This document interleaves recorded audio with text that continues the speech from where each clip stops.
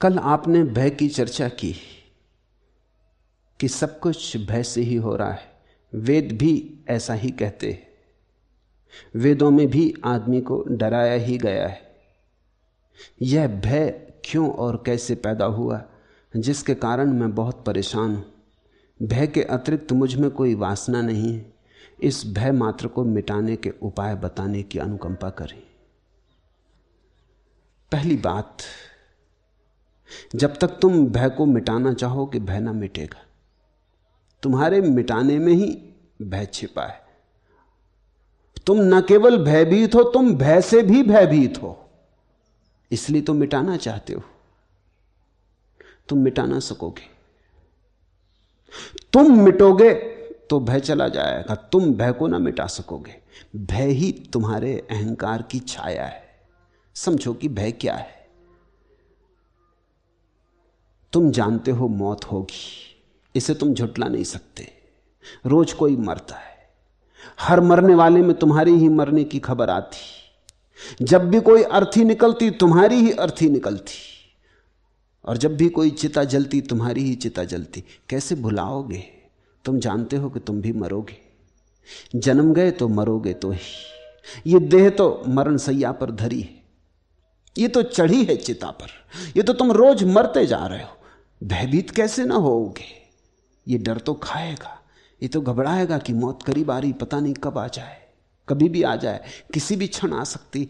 इस जीवन में एक ही चीज निश्चित है, मृत्यु, और तो कुछ निश्चित नहीं है। इस निश्चित मृत्यु से तुम घबराओगे कैसे ना? घबराओगे तो ही। ये बिल्कुल स्वाभाविक है। तुमने शरीर को समझ लिया मैं, तो मौत होने वाली। मौत होगी तो भय होगा। तुमने मन को समझ लिया मैं, और मन तो शरीर से भी ज्यादा अस्थिर है। क्षण भर भी वही नहीं रहता, बदलते ही जाता है। पानी की धार है, अभी कुछ। सुबह प्रेम से भरा था, दोपहर घृणा से भर गया। अभी अभी श्रद्धा उमग रही थी, अभी अभी अश्रद्धा पैदा हो गई। अभी अभी बड़ी करुणा दर्शा रहे थे, अभी अभी क्रोध में आ गए। अभी जिसके लिए मरने को तैयार थे, अभी उसको मारने को तत्पर हो गए। ये मन तो भरोसे का नहीं, ये तो बिल्कुल कपरा है। ये तो पानी की लहर है, इस पे तो खींचो कुछ, खिंचता नहीं, मिट जाता है। इस मन के साथ तुमने अपने को एक समझा है। क्षण भंगुर मन के साथ तुमने अपने को एक समझा। मृत्यु के मुख में चले जा रहे शरीर के साथ तुमने अपने को एक समझा। तुम भयभीत कैसे ना होगे? और तुम पूछते हो भय से छुटकारा कैसे हो? भय स्वाभाविक है। भय तुम्हारे भ्रांत तादात्म्य की छाया है। जिस दिन तुम जानोगे कि मैं शरीर नहीं, मैं मन नहीं, उसी दिन तुम जानोगे कि भय गया। लेकिन उस दिन तुम यह भी जानोगे कि मैं भी नहीं, न शरीर में हूं न मन में हूं। तब जो शेष रह जाता वहां तो मैं खोजे भी मिलता नहीं। वहां तो मैं की कोई धारणा ही नहीं बनती। मैं तो पैदा ही तादात्म्य से होता है। किसी चीज से जुड़ जाओ तो मैं पैदा होता है। शरीर से जुड़ जाओ तो मैं, मन से जुड़ जाओ तो मैं, धन से जुड़ जाओ तो मैं, धर्म से जुड़ जाओ तो मैं, कहीं भी जोड़ लो अपने को तो मैं। जब सब जोड़ छूट गए तो मैं बचता नहीं। तब भीतर रह जाता है शून्य स्वभाव। उस शून्य स्वभाव में कोई भय की रेखा भी पैदा नहीं होती। तो तुम पूछते हो कि भय से कैसे छुटकारा हो? नहीं, भय से छुटकारे की चेष्टा ना करो। भय को समझो कि भय क्यों है। छुटकारे के तो तुम उपाय कर ही रहे हो। तो कोई भगवान के चरणों को पकड़े पड़ा है कि हे प्रभु बचाओ, तुम्हारी शरण आया हूं, लेकिन भय के कारण ही पड़ा है। तुम भगवान को याद ही करते हो जब तुम भयभीत हो जाते हो। एक नाव डूबी डूबी हो रही थी और मुल्ला नसरुद्दीन और उसका मित्र दोनों कप रहे हैं। नसरुद्दीन का मित्र घुटने टेक के बैठ गया, नमाज पढ़ने लगा। उसने कहा, हे अल्लाह, हे परमपिता, अगर तूने मुझे बचा लिया तो मैं अब कभी भी शराब ना पीऊंगा। अगर तूने मुझे आज बचा लिया तो मैं कभी धूम्रपान ना करूंगा। वो बड़े त्याग करने लगा। आखिर में वो ये कहने ही जा रहा था कि अगर तूने मुझे बचा लिया तो मैं सन्यासी हो जाऊंगा, फकीर हो जाऊंगा। तभी मुल्ला बोला, ठहर ठहर, रुक, इतनी जल्दी मत कर, किनारा दिखाई पड़ रहा है। और वो आदमी उठ के खड़ा हो गया और भूल गया सब बकवास। जब किनारे ही दिखाई पड़ रहा है तो फिर कौन फिक्र करता है। मुल्ला एक बार चढ़ रहा था वृक्ष पे, खजूर लगे, लंबा वृक्ष, पैर खिसके, तो कहने लगा, हे प्रभु, अगर आज वृक्ष तक पहुंचा दो, खजूर तोड़ लूं तो पूरा नगद 1 रुपया चढ़ाऊंगा, पक्का मानो। हालांकि अतीत में मैंने ऐसा कुछ भी नहीं किया कि तुम भरोसा करो, मगर इस बार करो। चढ़ गया। जब खजूर के बिल्कुल पास पहुंचने लगा फलों के, तो उसने सोचा, ये तो तुम भी मानोगे कि इतने से खजूर के लिए 1 रुपया ज्यादा है। जब खजूर पे हाथ ही रख दिया तो उसने कहा कि चढ़ें तो हम और पैसा तुम्हें चढ़ाएं। इसी बीच पैर खिसका और धड़ाम से जमीन पे गिरा। खजूर भी छूट गए, नीचे गिरा। जल्दी कपड़े झाड़ के ऊपर देख के बोला, ये भी क्या बात हुई? अरे जरा मजाक भी नहीं समझे? अगर आज गिराया ना होता तो 1 नगद कलदार चढ़ाते। बस आदमी जब भय में होता है तब भगवान, जैसे ही भय के जरा बाहर हुआ कि भगवान इत्यादि सब भूल जाता है। तुम्हारा भगवान तुम्हारे भय का ही रूप है। और लोग मानते हैं कि आत्मा अमर है, ये भी तुम्हारे भय की ही धारणा है। मैं ये नहीं कह रहा कि आत्मा अमर नहीं, लेकिन तुम्हारा मानना कि आत्मा अमर है भय की धारणा है। डरे हो मौत से तो कहते आत्मा अमर है, कप रहे हो, आत्मा का कोई पता नहीं, अमरता की तो बात ही छोड़ो, मगर आत्मा अमर है। इन सिद्धांतों में अपने को छिपाने की कोशिश मत करो।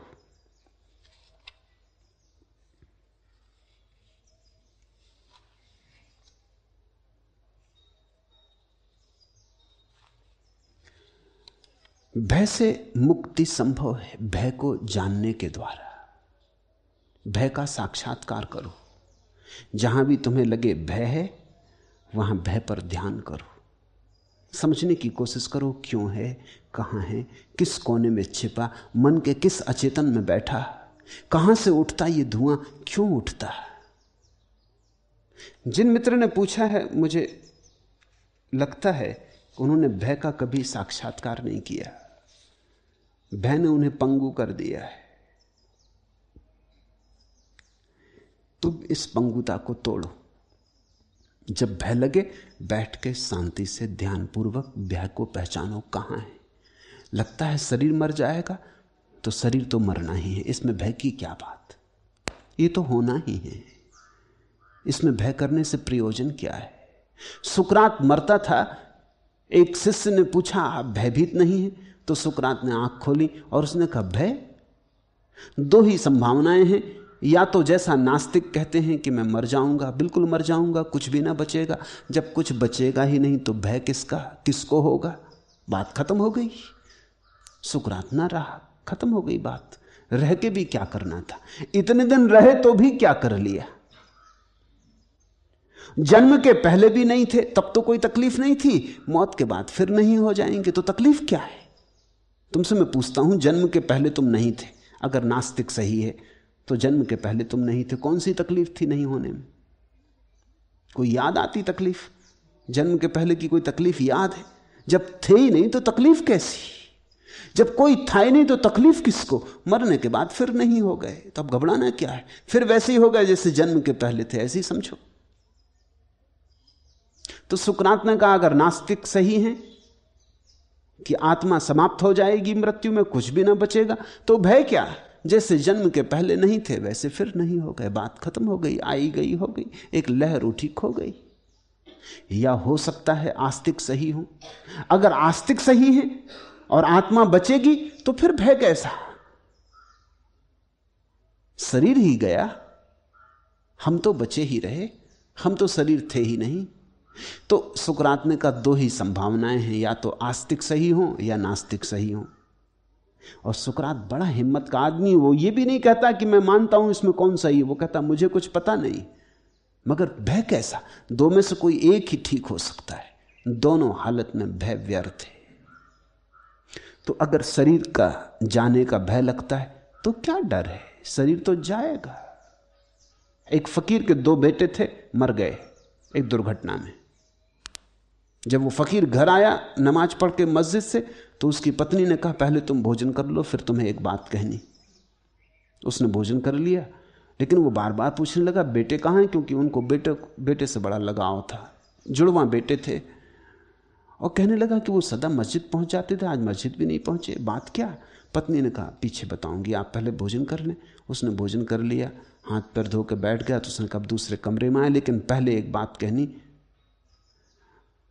20 साल पहले एक आदमी कुछ हीरे जवाहरात मेरे पास रख गया था अमानत के तौर पर, आज वापस मांगने आया, तो मैं उसे लौटा दूं? तो फकीर ने कहा ये भी कोई पूछने की बात है, जो उसकी है चीज उसे लौटा दो, इसमें मेरे पूछने के लिए रुकने की जरूरत ही ना थी, तुमने लौटाए क्यों ना? क्या कुछ मन में बेईमानी आ गई? उसने कहा बस फिर ठीक है, अंदर आए। उसने चादर उठा दी, दोनों लड़के मुर्दा पड़े थे। फकीर तो सन्नाटे में आ गया, लेकिन तब समझा बात। 20 साल पहले दोनों पैदा हुए थे, जिसने दिया था वो आज वापस ले गया। हंसने लगा। उसने पत्नी से कहा तूने ठीक किया, तूने ये बात मुझसे ठीक ही पूछी। और फिर देख मजे की बात, 20 साल पहले ये दोनों जब पैदा नहीं हुए थे तब भी सब ठीक था, अब ये दोनों चले गए तो गलत होने का क्या कारण है? तब भी तो हम मजे में थे जब ये नहीं थे, जैसे तब थे वैसे अब होंगे। एक सपना था, देखा और टूट गया। तो अगर शरीर के कारण भय लगता है तो ये शरीर तो जाएगा, इसे बचाने का कोई उपाय नहीं। अगर मन के कारण भय लगता है तो मन तो तुम हो ही नहीं, थोड़े जागो, ध्यान करो, होश से भरो। जैसे जैसे जागने लगोगे, चैतन्य की ज्योति जलने लगेगी, शरीर मन से अलग होने लगोगे, वैसे वैसे भय विसर्जित हो जाएगा। लेकिन तुम भय के खिलाफ मत लड़ो। खिलाफ लड़ोगे तो तुम भीतर तो कपते ही रहोगे, हालत उल्टी बनी रहेगी।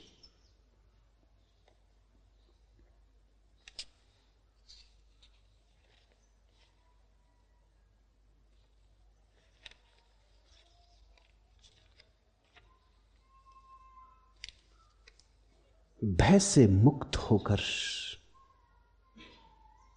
अपूर्व जीवन के फूल खिलते हैं। भय से दबे रहकर सब जीवन की कलियां बिन खिली रह जाती, पखड़ियां खिलती ही नहीं। भय तो जड़ कर जाता है। तो मैं जानता हूं तुम्हारी तकलीफ, लेकिन तुम भय से बचने के लिए उत्सुक हो तो कभी ना बच पाओगे। मैं तुमसे कहता हूं भय को जानो, देखो, है जीवन का हिस्सा है। आंख गड़ा के भय को देखो, साक्षात्कार करो। जैसे जैसे तुम्हारी आंख खुलने लगेगी और भय को तुम ठीक से देखने लगोगे, पहचानने लगोगे कहां से भय पैदा होता है, उतना ही उतना भय विसर्जित होने लगेगा, दूर हटने लगेगा। और एक ऐसी घड़ी आती अभय की जब कोई भय नहीं रह जाता। मृत्यु तो रहेगी, शरीर मरेगा, मन बदलेगा, सब होता रहेगा, लेकिन तुम्हारे अंतस्थल में कुछ है शाश्वत सनातन छिपा, जिसकी कोई मृत्यु नहीं। उसका थोड़ा स्वाद लो, साक्षी में उसका स्वाद मिलेगा। उसके स्वाद पर ही भय विसर्जित होता है, और कोई उपाय नहीं।